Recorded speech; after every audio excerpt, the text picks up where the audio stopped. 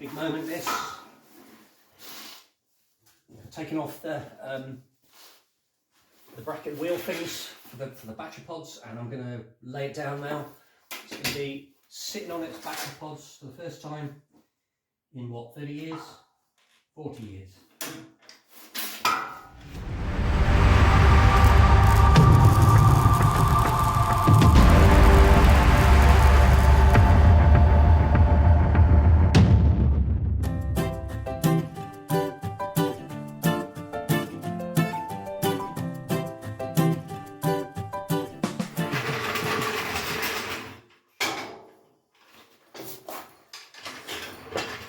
Well, there we go.